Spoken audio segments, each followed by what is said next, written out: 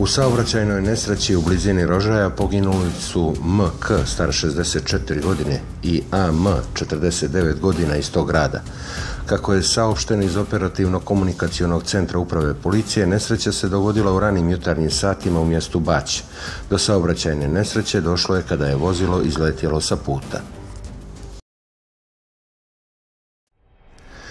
Inicijativa o izgradnji spomenika jednom od vođa četničkog pokreta Pavlu Đurišiću u Beranama prema ocjeni predsjednika opštine Berane Dragoslava Šćekića služi u predizborne svrhe raznim političkim strukturama.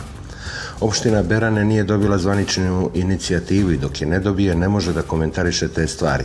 Svakako smatramo da s obzirom da se bliže izbori, razne političke strukture hoće da podižu tenzije, rekao je za Antenu M predsjednik opštine Dragoslav Šćekić. Inicijativu je prije nekoliko dana najavio predsjednik Beranskog parlamenta Goran Kiković, inače funkcioner Demokratskog fronta.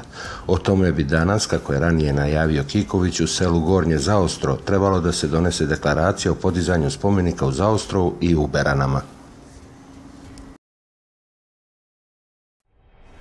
Kandidat za predsjednika Socijalističke narodne partije Vladimir Joković poručio je da očekuje pobjedu u trci za stranačkog lidera. Joković je potpisao i predao kandidaturu za predsjednika partije koji će biti biran na kongresu stranke 13. avgusta.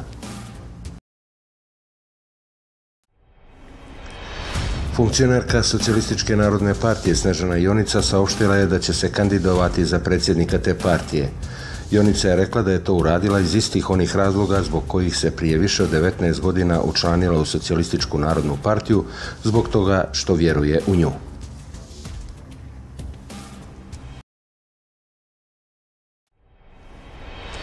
Četiri velika požara buknula su sinoć na području Cetinske opštine i to u Građanima, Bajicama, Štitarima i Rokočima.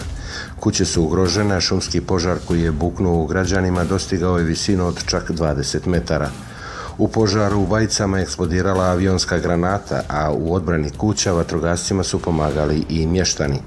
Cetinski vatrogasci jutro su dočekali raspoređeni u Bajicama i Građanima gdje nije bilo većih promjena u odnosu na ponoć. Dio objekata je i dalje ugrožen, pri čemu su šume u plamenu. Tursko turističko mjesto Bodrum zahvatio je zemljotres jačine 5,3 stepena Richterove skale. U posljednjih nekoliko dana su učestali zemljotresi u ovoj oblasti, a jučer su Bodrum zadesila 2 zemljotresa srednje jačine.